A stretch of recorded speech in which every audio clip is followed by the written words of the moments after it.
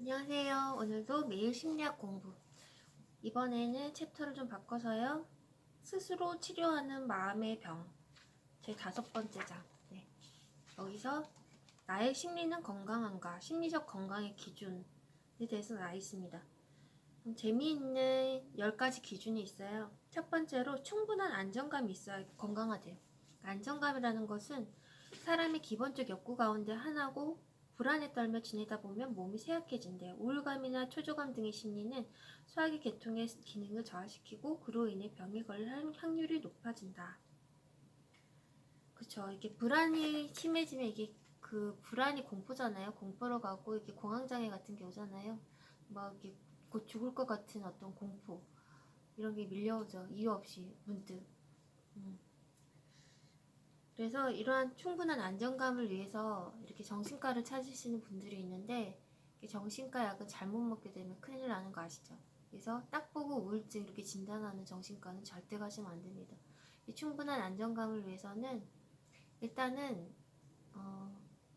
밖에 나가서 맑은 공기 쐬고 그리고 잠을 충분히 자고 또 일단 병원에 가기 전에 약국 가서 이렇게 항불안 약국에서 파는 좀 한약 계통의 안정적인 약이 있어요. 생약 계통의 정신과 약 말고요. 그 정신과 약 같은 경우는 화학 성분이 너무 강하기 때문에 내성이 생겨서 먹다가 끊으면 큰일이 납니다. 내성 때문에. 그리고 그 자체 약에 부작용이 있기 때문에 그래서 항불안, 그러니까 신경쇠약. 우리가 보통 이게 불안이라고 느끼는 게 한국인들 화병의 경우가 많거든요. 그래서 이제 뭐 약국에 가시면 한약 제제의 생약 제제에 이제 부작용이 없는 안심한 계통의 약이 있어요. 안심한 계통의 약들을 먼저 드셔보는 것도.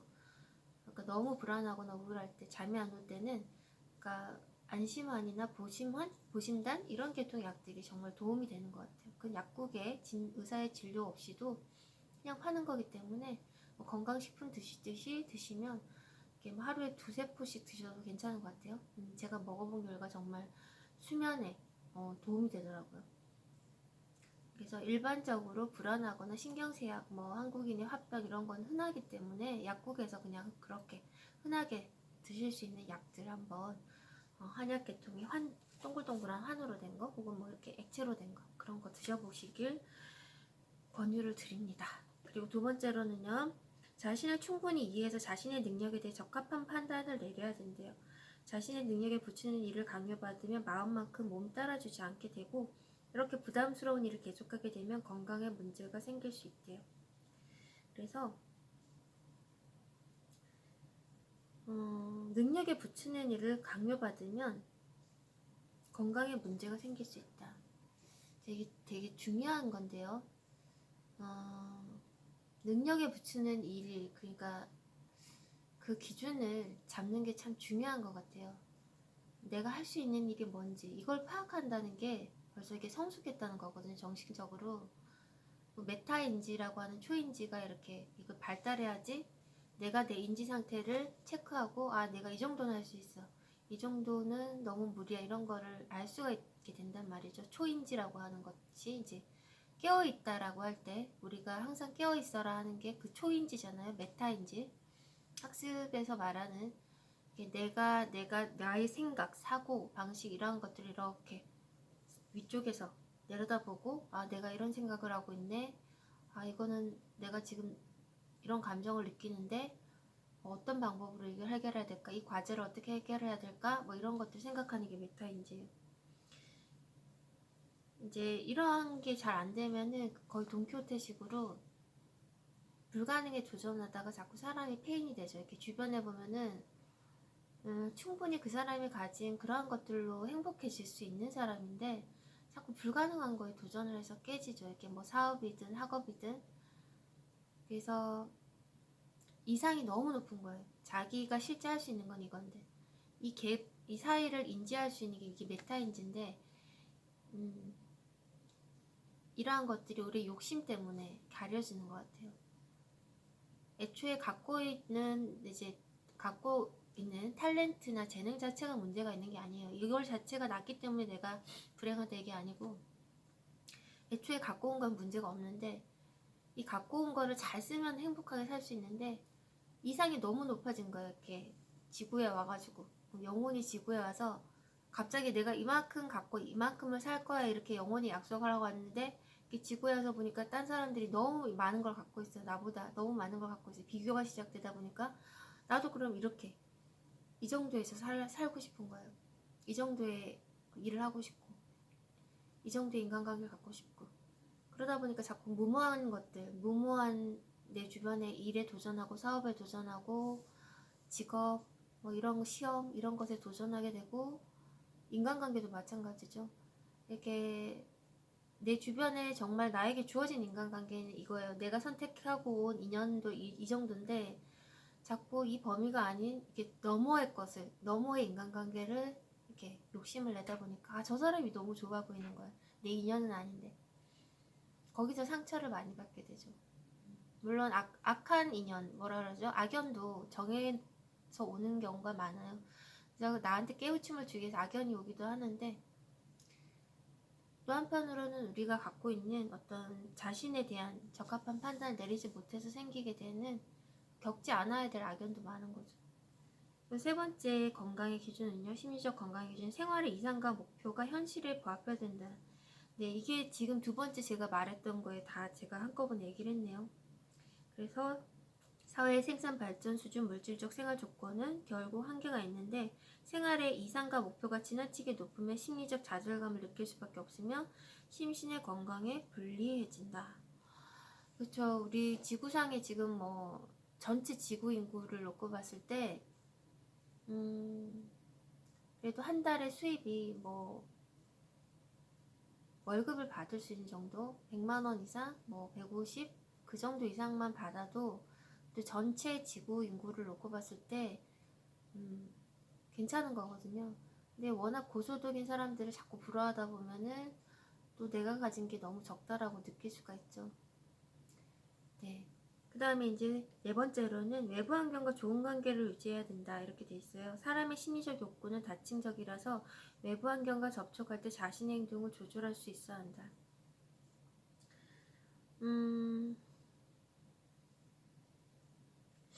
이 말은 조금 언뜻 와닿진 않는데요. 외부 환경과 좋은 관계를 유지한다. 이 외부 환경이라는 게 어떤 건지가 참 애매하죠. 그 외부 환경이 뭐 내가 살고 있는 거주 환경 혹은 내가 일하고 있는 어떤 직장 환경 또 뭐 어떤 내가 살고 있는 동네 아니면 이 외부 환경이라는 게 뭐 그런 정도를 의미하는 게 아닌가 싶어요.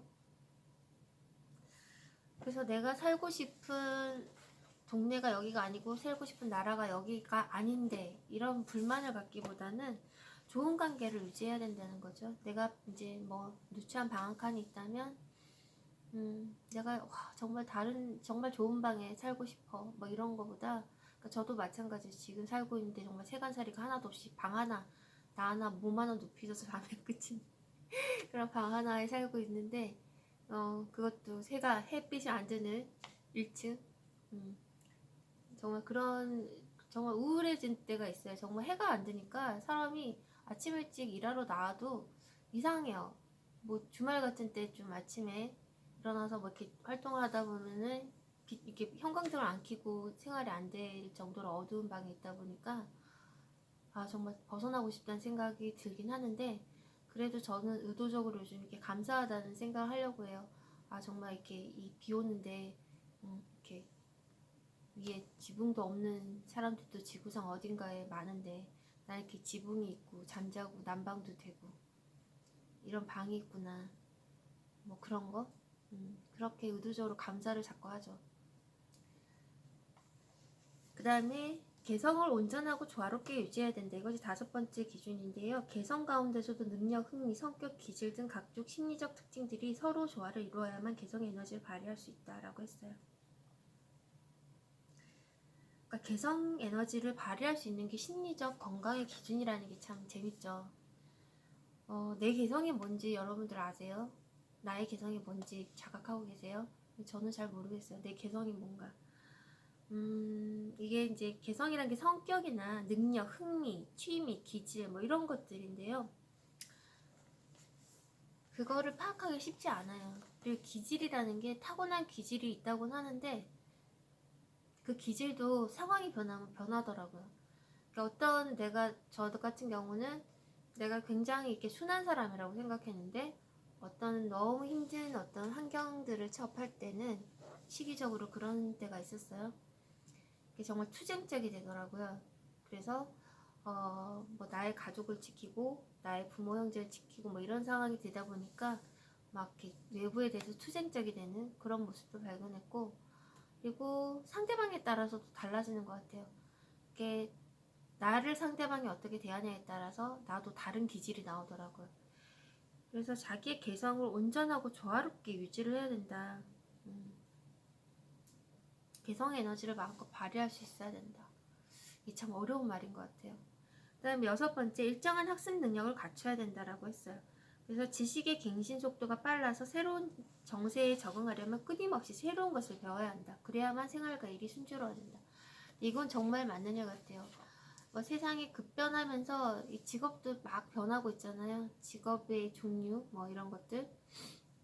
그래서 지식의 갱신 속도가 빨라야 된다 이렇게 얘기를 하고 있는데, 이게 문자로 접해서 지식을 우리가 막 습득하는 건 정말 한계가 있는 것 같아요. 책이나 인터넷 매체를 통해서 문자로 지식을 갱신한다기보다는 그러니까 어떤 매체를 다루는 능력 있잖아요. 요즘 막 도구 같은 것들이 많잖아요. 최첨단의 도구들을 많이 나오는데 그런 것들 다루는 거, 뭐 하다못해 가전제품이 새로 나왔으면 이거 뭐 버튼 누르는 거라도 어떻게 작동하는지 그거부터 우리가 배워야 되는 거죠. 이 설명서를 읽으면서. 자, 7번째, 양호한 인간관계를 유지해야 한다. 이렇게 해서 인간관계가 조화를 이루느냐에 따라 심리적 건강에 큰 영향을 미친다. 이건 정말 당연한 거죠.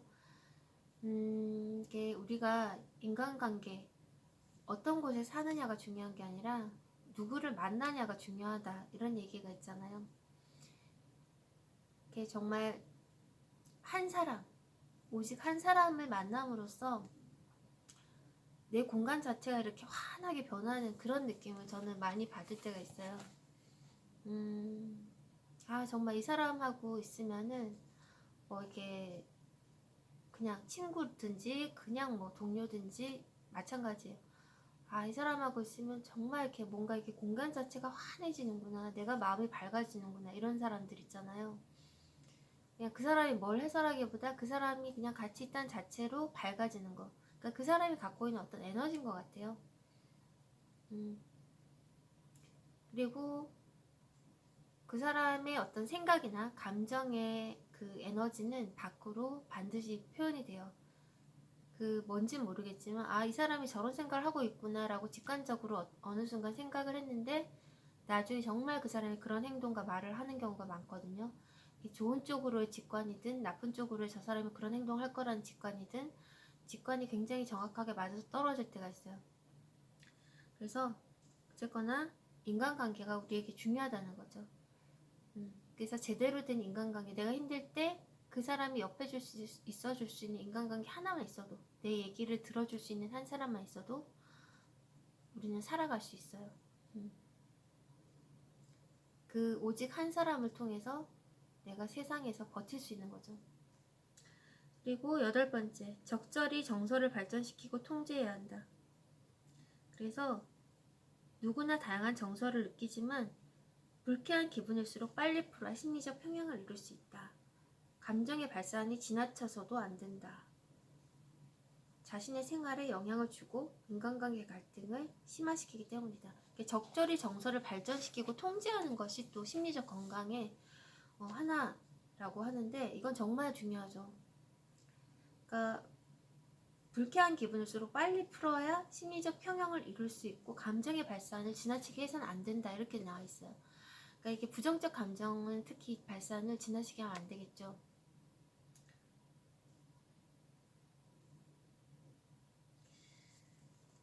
그리고 인간관계 갈등을 이렇게 심화시킨다. 네, 그렇죠. 이게 잘 안 되는 사람들이 다혈질이죠. 이렇게 욱하는 사람들.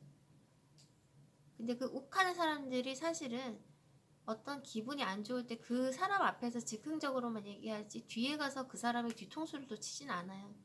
근데 문제는 저는 이렇게 차라리 감정을, 부정적인 감정 어느 정도 발산하고 화해하는 쪽이 낫다고 생각해요. 이 책에서 이렇게 짤막하게 이렇게 얘기를 해버렸지만, 무슨 부정적인 감정을 갖고 있다 꽁 하고 있어서 뒤에 가서 그 사람의 험담을 하고 이렇게 돌아다니는 사람들이 있어요. 그 사람들 완전히 뭐 명예훼손 같은 거죠. 이렇게 쑥덕쑥덕 해가지고 이상한, 되지도 않는 어떤 그런 것들, 있지도 않았던 막 부풀리고 아주 희한하게 사실을 조작해서 만들어가지고 그런 사람들이 있어요. 감정을 표현하지 않고 뒤에 가서 뒤통수 치는 아주 교활한 사람들이 있죠. 그거보단 차라리 감정을 앞에서 얘기하고 푸는 사람들이 나을 수도 있다는 생각을 해요.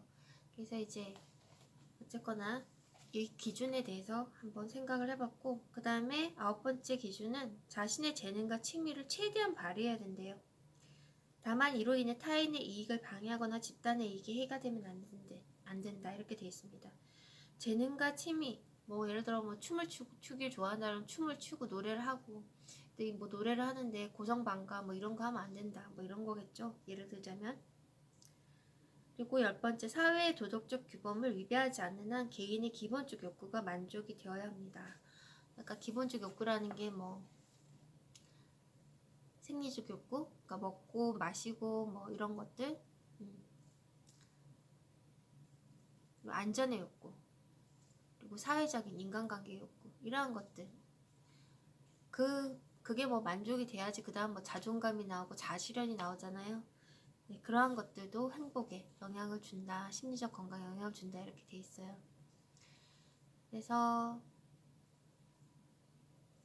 심리적 건강에 대해서 저도 요즘 이렇게 굉장히 많은 걸 느껴요. 여러 가지 이제 뭐 사람 관계 이런 것들을 겪으면서, 그러니까 정말 공황 상태에 빠지는 정도로 막 힘들게 하는 그런 인간관계를 몇 번 겪으면서, 글쎄요, 모르겠어요. 그거를 이제 감사로 돌려야겠다는 생각을 했어요. 거기서 내가 뭔가를 배우고 깨닫고 인간의 본질에 대해서 많은 걸 깨달은 시간이었던 것 같아요. 내가 인간관계에서 좋은 사람들만 계속 만났으면은 내가 인간의 본질에 대해서 그렇게 많은 걸 깨닫지 못했을 거다라는 생각을 합니다. 그래서 뭐 제가 지금 편안하게, 지금은 유튜브 녹화를 하고 있지만 참 지금 녹화하는 상황이 아닌 다른 상황들에서 많은 인간관계에서 굉장히 많은 갈등을 겪었어요. 저도 약간 이렇게 남의 비유를 잘 맞히고 막 이렇게 좋은 소리만 하고 그런 성격이 못 되다 보니까 이렇게 약간 뭐가 많이 나 있었어요, 성격이. 그래서 많은 부딪힘이 있었고, 그렇지만 이게 둥그러지더라고요. 이렇게 겪으면서 둥글둥글해지고 지혜도 생기고, 이렇게 인간에 대한 통찰이 생기다 보니까 저 사람은 위험한 사람이구나, 피해야 되겠다.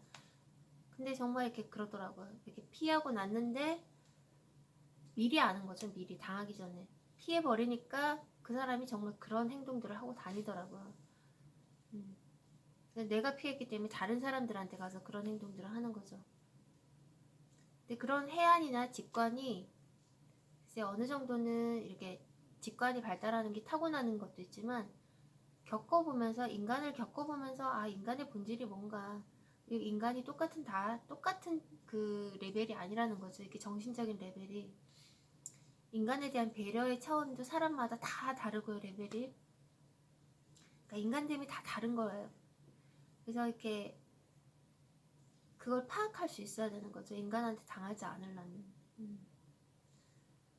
그래서 사는 게 쉬운 건 아닌 것 같아요. 인간관계 때문에. 오늘 쓸데없이 마무리가 길었어요. 오늘 하루는 또 어떠셨는지 모르겠네요. 그러니까 여러분들이 이제 과연 이 유튜브 이 녹화를 누가 보고 있을까, 어떤 생각을 가지신 분들이 보고 있을까, 네, 그런 생각을 해보고, 네, 이렇게 제가 얘기할 수 있는 채널이 있어서 참 다행이라는 생각이 듭니다. 자, 자, 그럼 다음 시간에 또 다른 책으로 수다를 떨러 돌아오겠습니다. 네, 좋은 날 되시고요.